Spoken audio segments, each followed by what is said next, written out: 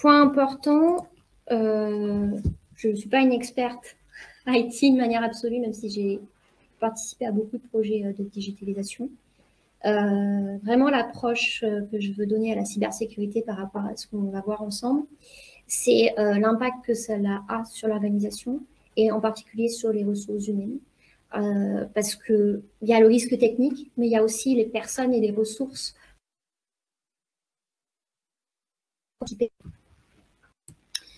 Donc, ah oui. Même approche des citations que j'ai sélectionnées. J'aime, en plus un français, Stéphane Napo, qui travaille chez SEB. It takes 20 years to build a reputation and few minutes of cyber incident to win it. Donc typiquement, ça prend 20 ans à construire une réputation et quelques minutes à un incident de cybersécurité pour complètement ruiner potentiellement cette réputation. Donc je pense que ça, c'est l'approche et la réalité. Le magazine a aussi une approche assez intéressante. Let's face it, the future is now. We are already living in a cyber society, so we need to stop ignoring it or pretending that it's not affecting us. Donc typiquement, on vit dans une société, une cyber-société déjà, et donc il faut ignorer, enfin il faut arrêter d'ignorer ou de prétendre que cela ne nous affecte pas. Je pense qu'il faut rentrer dans une approche plus à... Le risque est là, et donc il faut qu'on le gère. Pourquoi ça veut pas ?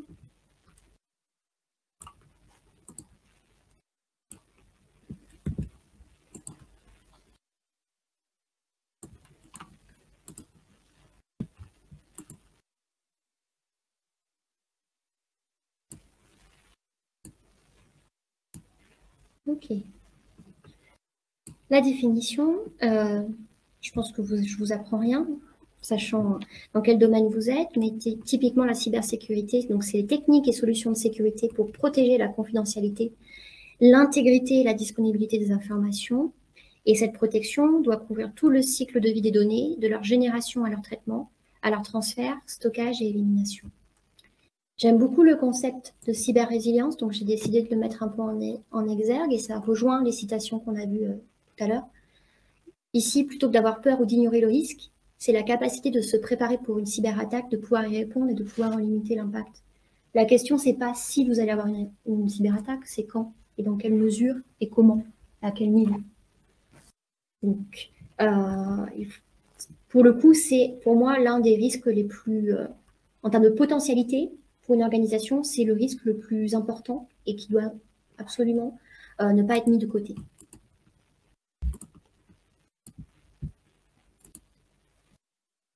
Quelques chiffres clés que j'ai trouvés, et d'ailleurs je vais vous partager le document que je trouvais plutôt intéressant.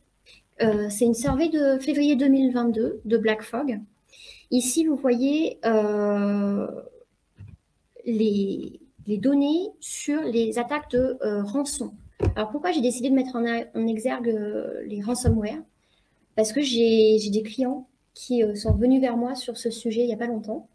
Et j'ai aussi une amie qui m'en a parlé le week-end dernier. Elle travaille chez Médecins du Monde.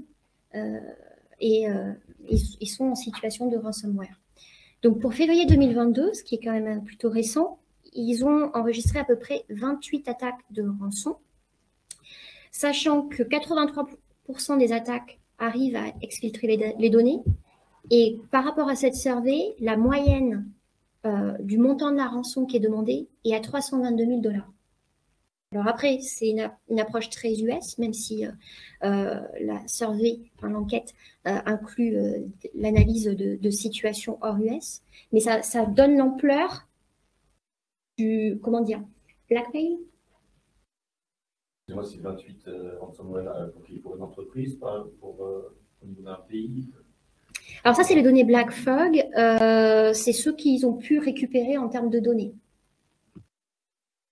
Je ne pense pas que ce soit typiquement 28 attaques au niveau du monde. C'est celles qui ont pu être intégrées au sein de leur survey par rapport à leurs clients.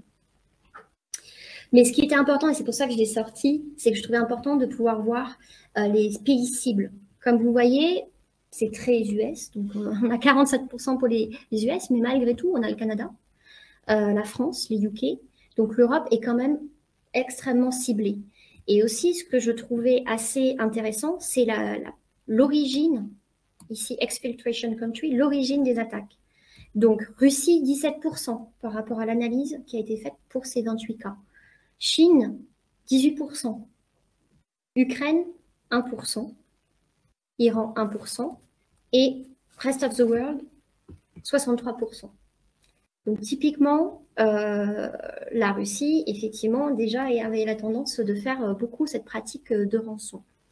Ce qui est important aussi, c'est de voir les industries qui sont touchées. Typiquement, tout ce qui est éducation, manufacturing, donc industrie typique, technologie aussi, quand même 7 attaques sur les 28 au total.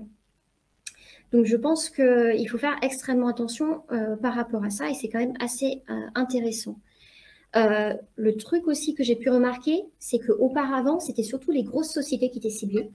Et je pense qu'au fur et à mesure que ces sociétés ont identifié ce risque et ont pris en place les mesures pour se protéger un peu plus, c'est de plus en plus difficile de cibler les grosses sociétés, ce qui fait que vous voyez sur ce graphique, typiquement, il y a une sorte de basculement à partir de septembre 2021 sur les organisations de taille plus petite, parce qu'elles sont plus simples à cibler. Moins de protection, plus facile de cibler pour faire des demandes de rançon. Donc, je vous partagerai ce document parce que je le trouvais assez intéressant, d'autant plus qu'on peut voir les vecteurs d'attaque, si c'est des emails en phishing, si c'est utiliser une vulnérabilité d'un logiciel, etc. Donc, c'était quelques chiffres clés. Il y en a beaucoup de... Enfin, je pense qu'on a tous conscience de ce risque, mais je trouvais assez intéressant de le mettre en exergue. Je vais mettre en grand.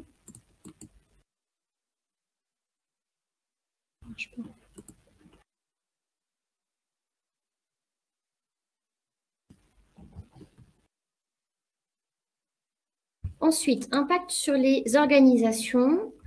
Ici, j'ai pris un petit exemple concret et je vais vous parler aussi de l'extorsion digitale. Donc, pour la story,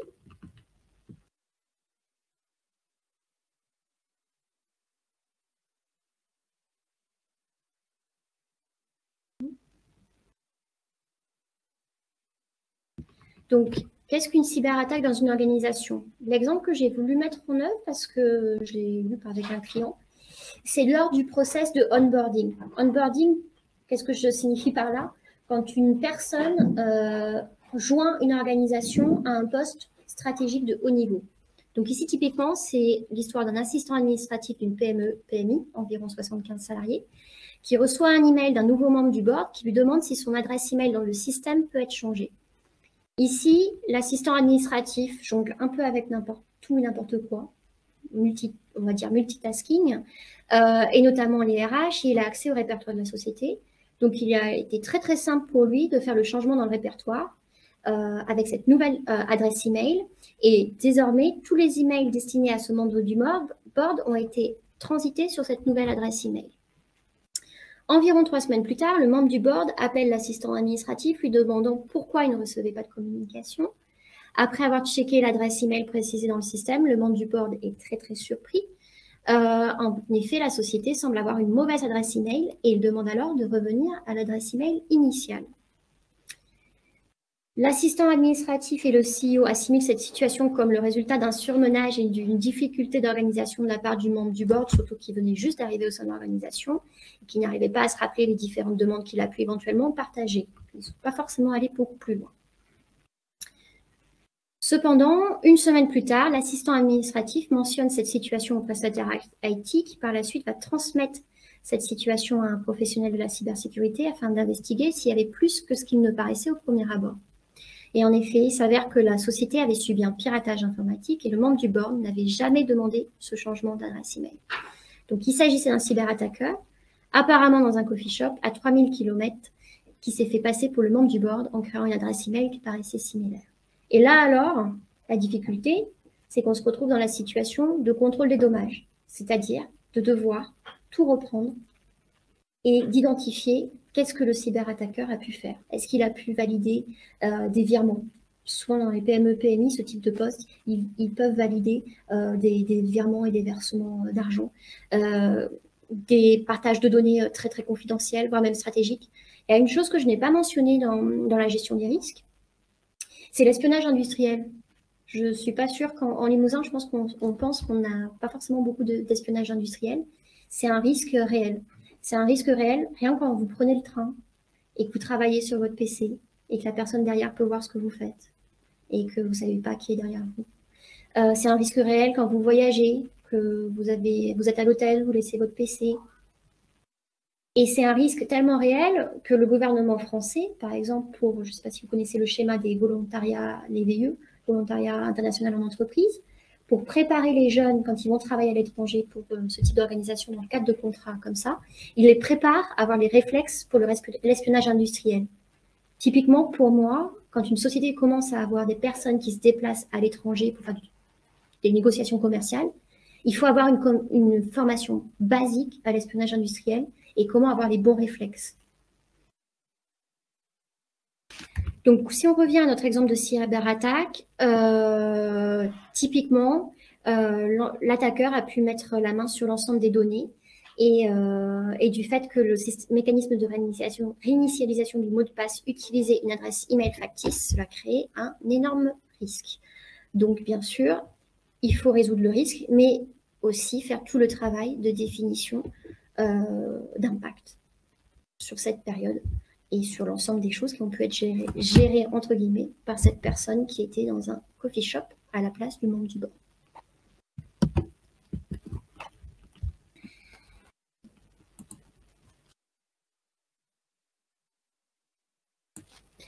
On va continuer sur l'extorsion digitale. Il faut que je le mette en grand, ça marche. L'extorsion digitale, donc ransomware ou demande de rançon, c'est pour ça que j'ai mis en place les chiffres parce que ça rejoignait ce que j'allais vous présenter.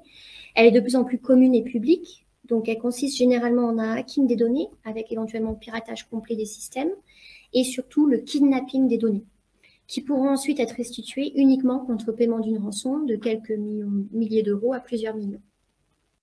Ici, il est requis d'avoir une approche proactive de l'aspect cybersécurité, pas seulement pour éviter la situation et son occurrence, mais aussi pour en limiter l'impact.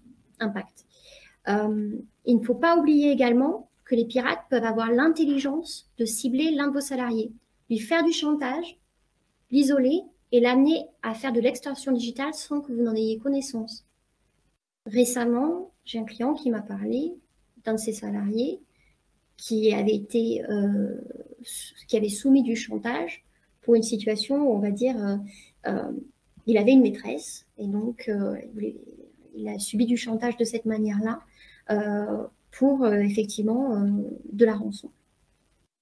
Donc ici, typiquement, les mesures classiques proactives sont la mise en place de formations régulières en cybersécurité vis-à-vis des salariés, la mise en place de politiques de changement de mot de passe de manière régulière et ou de systèmes de cryptage. Et typiquement, pour les fonctions très critiques dans le sens financier, il faut des systèmes de cryptage pour être sûr que ce soit la bonne personne qui fasse la demande de virement, surtout quand les demandes de virement peuvent être pour des montants significatifs. Et il est également important d'établir dans la culture d'entreprise le réflexe de rapporter ce genre de demande de chantage afin de vérifier la réalité du risque. Il y a aussi des situations de scam, de bluff. Donc, il faut aussi faire une culture très ouverte sur le fait de parler de ce genre de problématique et de le rapporter. Et que le salarié ne garde pas ce type de situation juste pour lui.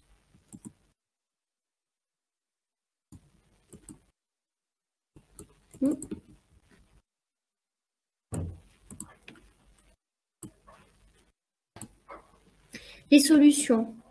Donc, ce qui est recommandé, c'est de mettre en place des formations régulières en cybersécurité pour l'ensemble des salariés et les politiques de changement de mot de passe. Donc ça, c'est ce que je vous ai dit tout à l'heure. Je crois que c'est un peu un doublon. Ensuite, les réflexions et les pistes de réflexion et d'action. J'avais envie de parler du pouvoir de distraction parce que je trouve que c'est un petit peu une corrélation sur notre capacité à faire attention quand il y a ces situations de cybersécurité. Et ce que je trouvais assez intéressant, c'est que le rapport annuel State of Work, donc US de 2020, réalisé par le spécialiste du logiciel Workfront, estime qu'en moyenne, les salariés sont interrompus environ 14 fois par jour, principalement par des interactions technologiques, emails, médias sociaux, notifications. Et cette même enquête établit qu'il faut parfois jusqu'à 20 minutes après une interruption pour pouvoir reprendre la tâche initiale. Et je trouve que ce pouvoir de concentration est extrêmement important pour déjouer des situations de cybersécurité et de risque. Typiquement, je crois que Annabelle m'a parlé d'un exemple. Je ne sais pas si tu peux le partager. Oui, en fait, j'ai eu la mauvaise idée de lire mes mails en diagonale entre midi et deux alors que je faisais autre chose. Donc, mon ordinateur était allumé, j'avais mon téléphone perso devant et je viens de récupérer pour regarder quelque chose dessus. Et puis, je vois en diagonale sur mon écran que je reçois un mail de ma collègue, Marie-Pauline, et avec un intitulé de mail que j'avais déjà envoyé, un contenu de mail que je connaissais. Et elle me fait une réponse avec un lien, une pièce jointe pour me dire regarde ça. Et au lieu d'être assise à mon bureau correctement en face de l'écran et de lire la phrase, j'ai cliqué. Et j'aurais pas dû, parce que si j'avais attendu 14 heures et que j'avais été à mon bureau, j'aurais lu la phrase et j'aurais bien compris que c'était pas Marie-Pauline qui m'écrivait. Parce que la phrase, la formulation ne correspondait pas à la façon dont on échange d'habitude. Mais à ce moment-là, j'étais pas du tout en mode opérationnel. Et du coup, j'ai fait preuve de naïveté. J'ai cliqué et je me suis rendu compte en téléchargeant la pièce jointe qu'il y avait quelque chose de suspect. Et donc là, tout de suite, j'ai signalé ça à notre responsable d'informatique et de façon à ce qu'il puisse tout de suite prendre la main sur mon ordinateur et vérifier l'étendue du problème et faire ce qu'il y avait à faire dans un premier temps. Mais si j'avais pas été, si j'avais été en mode, si j'avais pas été distraite, parce que là j'ai utilisé mon ordinateur et j'ai cliqué sur ce mail alors que je n'étais pas en état de travailler, je l'aurais sûrement détecté et j'aurais supprimé le mail. Voilà. Ouais. Merci de partager cet exemple qui est quand même très très concret et je trouve que le pouvoir de distraction effectivement est le corollaire, la facilité, où on peut être distrait et pas forcément faire attention, c'est une part prépondérante de notre capacité à identifier les situations comme ça où en fait on est à risque. Et donc c'est quelque chose où il faut avoir conscience de l'impact que ça peut avoir. D'autant plus qu'au final, ce qui se passe, c'est que il n'y a pas seulement l'aspect technique de la cybersécurité, et je pense que vous aurez peut-être d'autres masterclass ultérieurement sur cet aspect-là. L'aspect que je voulais mettre en exergue, c'était la malignité, dans le sens, c'est des techniques de plus en plus intelligentes et adaptées à nos comportements sociaux pour justement, entre guillemets, passer entre les mailles du filet par rapport à notre capacité à être concentré et à identifier les situations à risque. Et l'ingénierie sociale, ça peut être défini comme une stratégie amenant à la mise en place d'une opération méthodique utilisée pour tromper les êtres humains afin qu'ils divulguent des informations sensibles sans exploiter le système informatique ou le réseau en question. De fait, les salariés sont les principales proies de l'ingénierie sociale. Pourquoi ? Parce que je pense que la cybersécurité, c'est devenu un sujet tellement prégnant, tout le monde en a conscience, tout le monde travaille sur l'aspect technique. Au final, la faille désormais, c'est les salariés, c'est les utilisateurs. Et ils jouent sur cette faille-là. Donc, dans ce cadre, j'ai essayé de revoir avec vous et de vous mettre en exergue les différentes techniques d'ingénierie sociale qui sont disponibles.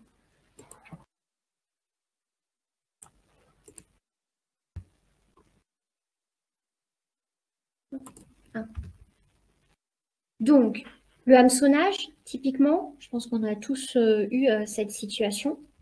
Les messages invitent le destinataire à donner des informations précieuses et personnelles, et la victime, croyant que les messages sont réels, les fournit. Ce qui se développe de plus en plus, et moi-même je l'ai subi récemment, c'est le hameçonnage vocal.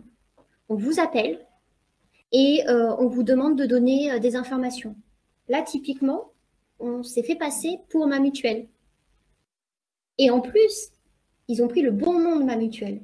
C'est ça qui m'a le plus impressionné, et c'est ça quelque part qui aurait pu peut-être faire que je donne l'information, Mais assez rapidement, j'ai compris que c'était des informations que je ne devais pas donner par téléphone. Mais quelqu'un m'a appelé, s'est fait passer pour ma mutuelle, m'a dit oui, vous avez une demande en cours. J'avoue que j'étais en train de conduire. J'ai des demandes en cours, donc ça ne m'a pas forcément percuté. Et après, le jeu des questions, oui, pour faciliter le traitement de votre demande, il faudrait que vous donniez ci, vous donniez ça. Donc, c'est des nouvelles méthodes très malines pour récupérer des informations et des données pour ensuite être utilisées contre vous. Le quiproquo, c'est aussi une pratique qui se développe de plus en plus. Les cybercriminels appellent des numéros aléatoires dans une organisation, prétendant renvoyer un appel, enfin, être un appel du support technique. À un moment donné, ils vont forcément tomber sur une personne ayant un vrai problème, et donc ils aident, entre guillemets, mais en demandant à cette personne de saisir des commandes qui installeront des logiciels malveillants ou lui donneront accès à son ordinateur ou son réseau. Typiquement, je ne sais pas si vous avez entendu parler de ça par rapport au CPF, ce qui a pu se passer. Je pense qu'on a tous entendu parler. C'est une méthode, effectivement, dans une certaine mesure, dans certaines situations, de quiproquo. L'imitation par imposture. Donc, un attaquant se fait passer pour quelqu'un d'autre pour vous inciter à accorder l'accès au bureau physique, au réseau ou au système de votre entreprise. Donc, c'est vrai qu'à un moment donné, on se focalise beaucoup sur la sécurité en termes d'accès, avec éventuellement des badges, etc. Mais il n'y a pas que ça. Il y a aussi des gens qui peuvent effectivement essayer d'être très crédibles sur l'imitation par imposture. L'appâtage.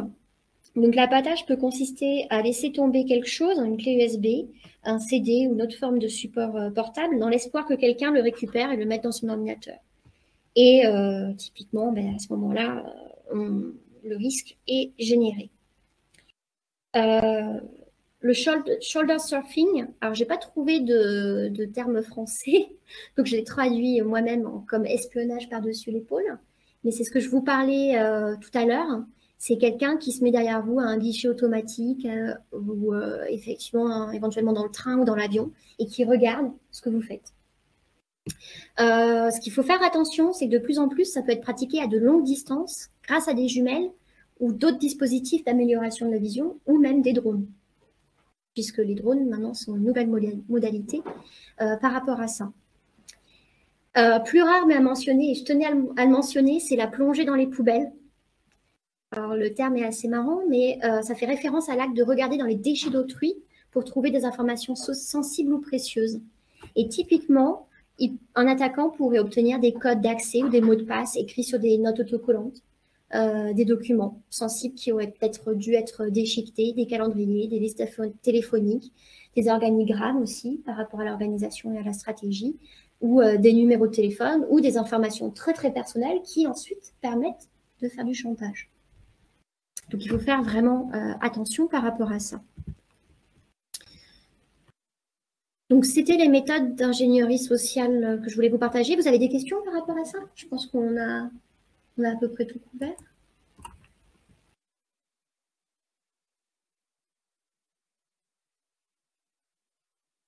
Alors, c'est un peu lent.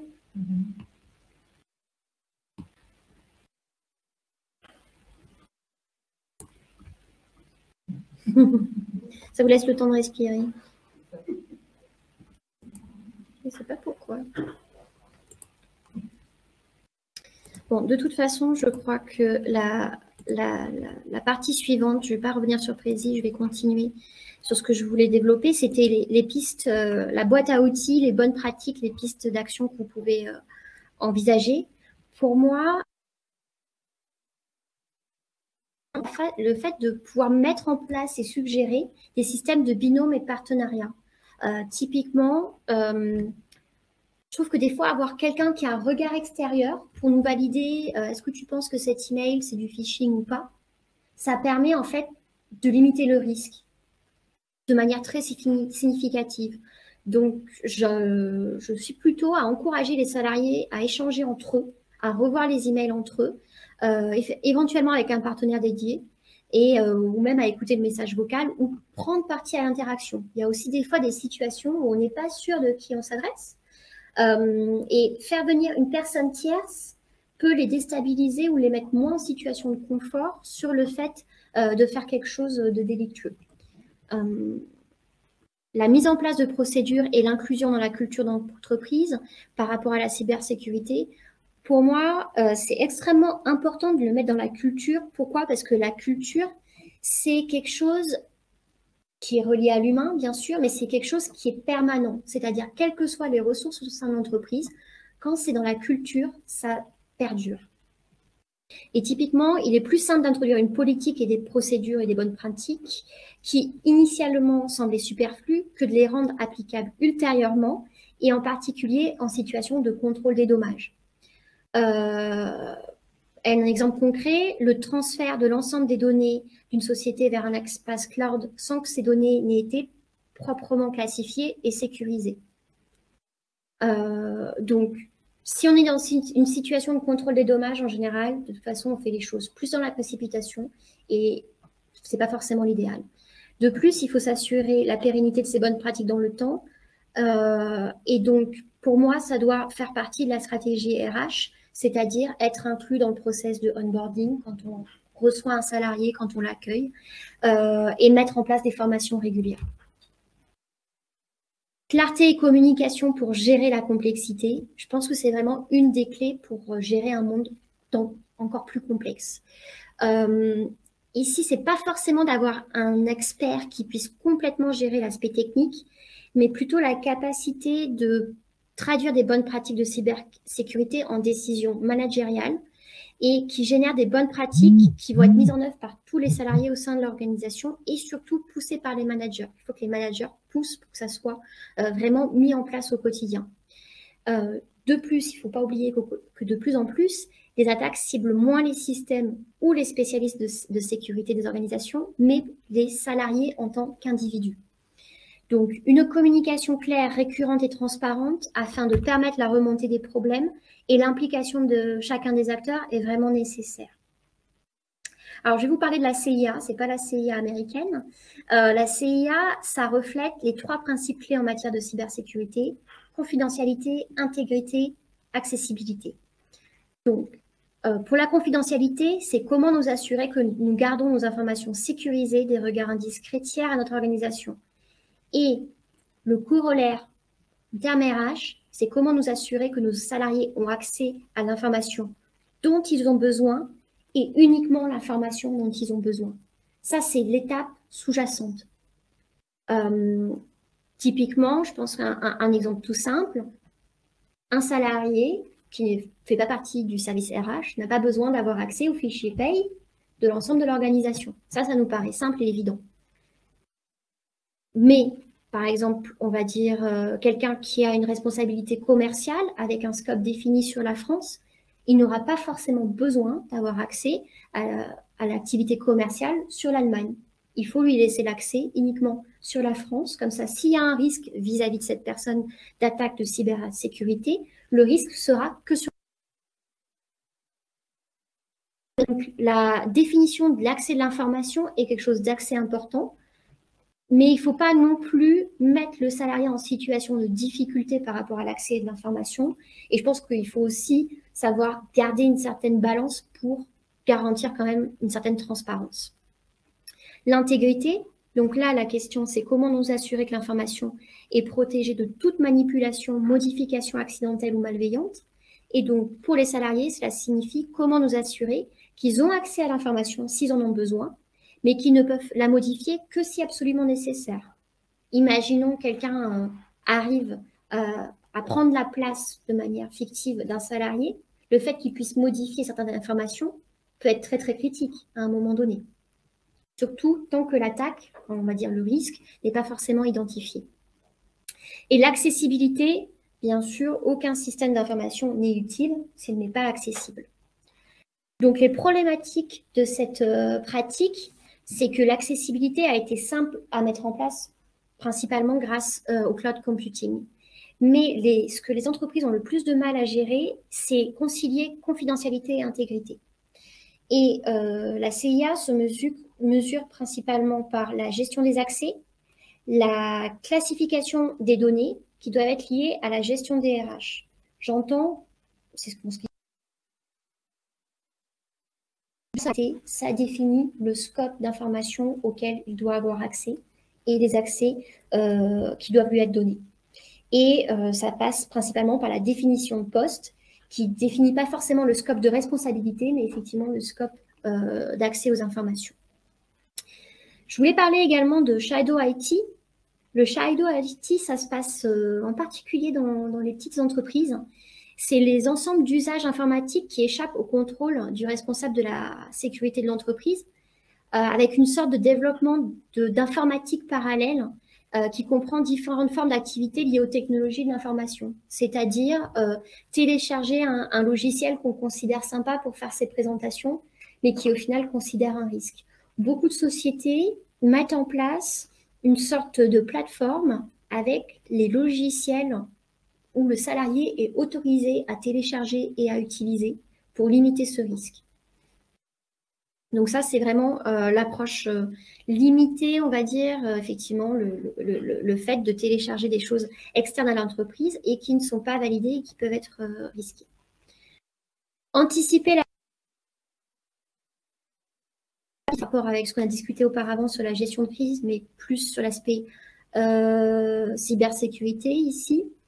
Donc, pour moi, il est important d'étudier les caractéristiques de l'organisation, de son activité et celles de ses clients avant de définir les plans de gestion de risques et de crise en matière de cybersécurité. Surtout, ne pas dupliquer ce qui est fait chez le voisin. Il faut vraiment définir une procédure qui correspond à son ADN et idéalement impliquer les salariés dans la préparation de ces procédures afin de bénéficier d'un engagement, d'un effet d'engagement qui fait que les gens, s'ils sont impliqués, ils vont plus facilement le mettre en œuvre au quotidien. Distinguer menaces et vulnérabilités. Donc, une menace, c'est généralement un acteur cherchant à bénéficier de la faille pour causer un dommage. Et généralement, une attaque a lieu quand une menace exploite une vulnérabilité. Donc, afin de gérer cette attaque, il est généralement recommandé de gérer une part de l'équation, c'est-à-dire soit la menace, soit la vulnérabilité. Pour moi, la vulnérabilité, dans une certaine mesure, elle est extrêmement liée à la ressource, au salarié, à l'utilisateur. Donc, de manière générale, il est recommandé et plus efficace de supprimer la vulnérabilité plutôt que de tenter d'empêcher à tout prix toutes les menaces. Mais il ne faut pas non plus oublier la notion d'exposition. Une exposition ici peut être qualifiée de manière générique comme une erreur d'implémentation ou d'utilisation. Alors, j'essaie de prendre un exemple un peu concret. C'est un système de fermeture de porte hyper sécurisé pour votre maison. Si le système n'est pas sécurisé, vous avez une vulnérabilité. Si vous prenez l'initiative de mettre ce système hyper sécurisé, mais que vous oubliez d'activer la fonctionnalité, à ce moment-là, c'est une exposition. Donc ici, on retombe sur l'importance de la notion de formation utilisateur, donc ici, le salarié. Et c'est vrai que pour moi, pour ce genre de problématique, alors après, en plus, je suis dans la digitalisation, mais pas non plus dans l'aspect hyper technique. Je pense que l'aspect formation est vraiment une des clés de réussite pour la gestion. Et occulter cet aspect formation avec, pas seulement juste formation one-shot, mais avec une récurrence et une mise à jour par rapport aux nouvelles techniques, que ce soit technique IT ou technique d'ingénierie sociale, comme on a pu voir, c'est extrêmement important pour mettre toutes les chances de votre côté de limiter ce risque. Voilà, c'est terminé. Merci beaucoup.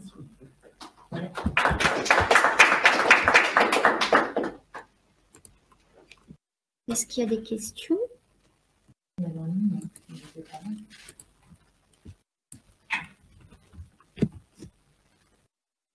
Vous allez partager le support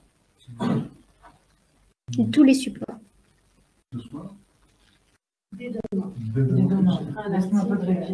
Je ferai un article demain et je le diffuserai à l'ensemble des gens. Alors après, c'est vrai que là, je ne m'étais pas rendu compte que ça ramait un peu pour à chaque fois que je naviguais, mais j'ai fait l'effort de couper un peu les formats pour que vous puissiez sélectionner quel type d'information vous convient. J'ai essayé de distinguer les basiques et les actions, pistes de réflexion, boîte à outils entre guillemets. Et puis, je vous donnerai le support là, de l'enquête BlackRock avec le lien, effectivement. Moi, j'aime beaucoup cette... je voulais donner un exemple concret. Je voulais pas forcément donner des chiffres. Je voulais donner un exemple concret et un aspect auquel on peut se rattacher. Mais oui, c'est prévu de tout partager. Oui, Nico. Je reviens sur l'importance en fait des bonnes pratiques, notamment partenariales, à laquelle tu faisais référence pour dire à quel point on a besoin dans les entreprises. C'est pour ça que c'est au cœur d'une thématique vraiment aussi RH. L'importance justement d'accompagner côté RH les salariés justement qui ne vont pas forcément être dans la demande. C'est-à-dire qu'on ne peut pas non plus attendre en fait que ces problématiques, ces craintes liées à la cybersécurité, au risque et à la menace viennent des salariés. Je le vois aujourd'hui parce qu'on est dans la période de l'année généralement où on fait passer des entretiens professionnels obligatoires, cadre dans lequel on aborde la notion du CPF. Et le CPF, justement, on a cette obligation informative auprès des salariés de les inviter à activer en ligne leur CPF. Mais aujourd'hui, on est dans des situations d'entreprise, on parle de transition numérique, j'interviens beaucoup dans l'industrie. Aujourd'hui, on a des salariés qui sont de toute génération. Un salarié qui n'est pas fluent informatique ou digital, on va lui dire d'activer son CPF via une page web, c'est incompréhensible pour lui. Donc, quand je disais l'importance des bonnes pratiques, c'est aussi d'être sur le terrain pour déjà informer, sensibiliser les salariés, mais ne pas hésiter en fait à aller au-delà en fait de cette démarche-là dans les bonnes pratiques, justement pour. Alors, on prend 5-10 minutes de plus avec le salarié, allez, viens là, je montre comment on fait, nom, prénom, code de sécu, et par la suite, on fait ce travail justement d'information claire et efficace. On peut mettre en place des infographies simples qui vont tourner dans l'usine, dans les sites de production. Mais en l'occurrence, ne pas oublier en fait que la crainte n'est pas forcément si intuitive que ça en fait. Donc ne pas hésiter en fait à être force de proposition et d'impulser en fait ces dynamiques de bonne pratique. De toute façon, le format de formation devrait être ajusté en fonction du public cible. Je pense que nous, on est plutôt un public qui a pas mal de connaissances et de maîtrise, on va dire, sur les outils informatiques. C'est sûr que dans d'autres industries, il faudra ajuster le format de formation en fonction du public ciblé, de leur maîtrise effectivement de l'outil, etc. Et aussi de leur usage au quotidien. Ça permet de toute façon de désamorcer aussi des situations de crise. Les salariés sous pression dont tu parlais tout à l'heure, moi ça m'arrive tout simplement d'informer dans le cadre de l'entretien professionnel un salarié en disant vous avez probablement dû recevoir déjà. Je dis oui, alors question simple, vous avez activé votre CPF? Ben non, bon ben voilà, non, vous n'êtes pas compris. Il y a aussi justement par ces approches pratiques, on peut aussi désamorcer des situations où eux-mêmes en fait sont dans un terrain anxiogène, mais où ils n'osent pas forcément le communiquer.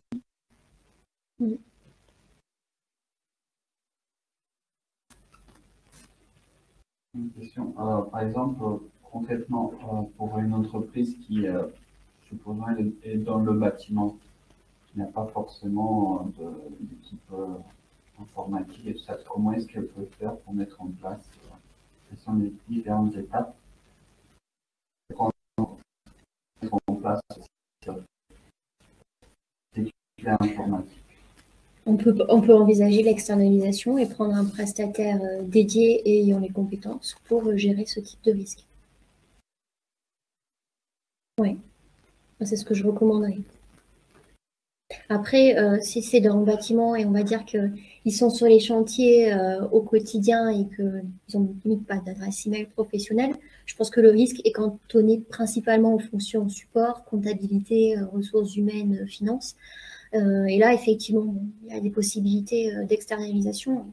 Il n'y a pas forcément d'intérêt pour certaines organisations à avoir quelqu'un de complètement dédié à 100% pour gérer ce risque au quotidien. Et c'est pour ça qu'il y a des sociétés qui sont spécialisées dans la gestion en tant que prestataire de ce type d'activité.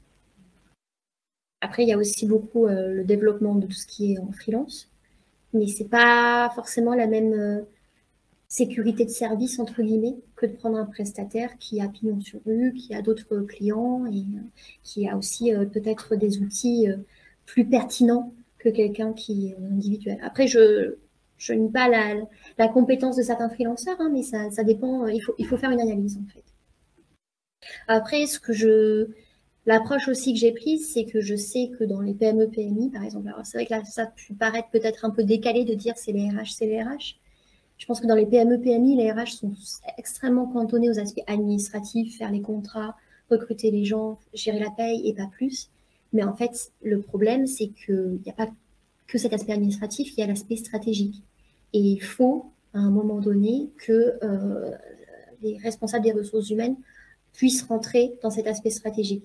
Et normalement, le principe, c'est de digitaliser certaines activités pour libérer du temps au RH pour qu'ils puissent rentrer sur ces domaines de stratégie qui sont les plus impactants, en fait, en réalité. Donc, je travaille, par exemple, j'ai un client, ils gèrent, on va dire, leur paye par des fichiers Excel au jour d'aujourd'hui. On est en train de digitaliser et mettre en place un ERP, donc je les aide par rapport à ça parce que j'ai de l'expérience. Mais l'étape d'après, ça sera d'aider les RH, vu qu'ils auront du temps dégagé grâce à cette automatisation et digitalisation, pour rentrer sur des sujets plus stratégiques qui sont souvent hors de leur zone de confort parce qu'ils n'ont pas l'habitude de les gérer ou ils n'ont pas le temps de les gérer. Mais il faut les faire rentrer sur ce genre de sujets et les impliquer. Pas compris, c'est quoi le lien entre les RH et la sécurité informatique? Pour moi, le lien, c'est la culture. La sécurité informatique, c'est chaque personne au sein de l'organisation qui doit travailler et être coordonnée pour assurer cette sécurité informatique. Et donc, la culture, ça passe par faire en sorte que ça soit intégré dans la stratégie, que quand tu es recruté, que tu rentres dans une entreprise, tu saches quels sont, on va dire que tu dois changer ton mot de passe tous les 6 mois et de quelle manière, que tu as accès à telle information à tel endroit sur tel serveur, que tu dois faire attention à tout ce qu'on a pu voir en termes de cyberattaques potentielles, et histoire de faire en sorte que les salariés soient impliqués dans la gestion du risque IT. Je ne sais pas si je réponds vraiment à ta question, en fait. En partie. Ouais, moi je suis complètement d'accord. Si je puis me permettre. Vas-y. Je suis complètement d'accord avec le fait de mettre les RH dans la définition des chartes informatiques, par exemple. Ne pas laisser l'IT seulement la faire. Puis tu as des problématiques de RGPD aussi. Oui, c'est pour ça que Et c'est vrai que l'audit RGPD permet effectivement d'aller au contact des différents services et de relever des potentielles failles ou des potentielles pratiques non pas très sécures et de faire prendre conscience et éventuellement de faire modifier. Mais les chartes, que ce soit la charte informatique, la charte administrateur, la charte de la politique de confidentialité, c'est pas que l'IT qui doit le faire, surtout pas, c'est aussi avec les RH pour diffuser. Et des fois aussi faire un effet de booster. Par exemple, certaines sociétés, quand elles décident de mettre l'accent sur l'aspect sécurité, elles peuvent mettre en place un petit bonus exceptionnel par rapport au fait que les salariés font leur formation dans un certain temps donné. Notamment, ça c'est quand on est un peu en situation de contrôle de dommages et qu'on veut que les gens soient formés rapidement parce qu'on a eu un gros risque et qu'on ne veut pas que la formation ça traîne parce qu'on a toujours autre chose à faire. Tu peux mettre un petit effet de booster en mettant une petite prime additionnelle si tu as fait ta formation cybersécurité dans un délai de 3 mois. C'est là où la stratégie et au niveau RH peut être intéressante à discuter en fonction de ce qui est possible comme outil et comme vecteur. Et dans le cadre de la mise en conformité, le DPO doit former le personnel des entreprises pour lesquelles, bien sûr, qui me écoute. Donc, effectivement, on a cette capacité de pouvoir apporter de la formation à tous les utilisateurs sur différents modèles, bien entendu, avec des modalités différentes, sur un peu de cybersécurité, sur le phishing, sur tous les risques auxquels ils peuvent être confrontés dans le cadre des formations pures que le DPO diffuse dans les entreprises. On peut aborder ça et c'est aussi un bon moyen de sécuriser un peu pour les données, pour tout le reste. Il faut les embarquer, les gens, et c'est pas du tout évident. Comme disait mon confrère, mon collègue, là, pour qui c'est loin, quoi. L'électronisme, c'est un tiers des Français. Un tiers. On ne peut pas négliger ça. Et puis, il y a vraiment la problématique aussi, effectivement, accès des données, où au final, dans le cadre de la définition d'un poste donné, d'une responsabilité donnée, on définit à quel type d'outils, quel type d'information la personne a accès, que ce soit en accès en vision, mais aussi en modification. C'est ce qu'on discutait auparavant. Et ça, c'est vraiment intégré dans le poste considéré. Et c'est quelque chose qu'on duplique. Et si on crée un nouveau poste au sein de l'organisation, il ne faut pas seulement penser en termes de responsabilité, qu'est-ce que je fais au quotidien, mais qu'est-ce que je dois avoir accès au quotidien, qu'est-ce qui est opportun pour moi, et qu'est-ce qu'il ne faut pas que je vois, entre guillemets, pour limiter un risque potentiel. C'est quelque chose qui commence à se développer plus ou moins. Avant, les job descriptions, c'était une job description juste comme ça. Et maintenant, il y a tous ces aspects sous-jacents que nous, en tant que, on va dire, salariés lambda, on ne voit pas forcément, mais qui doivent être pensés et anticipés.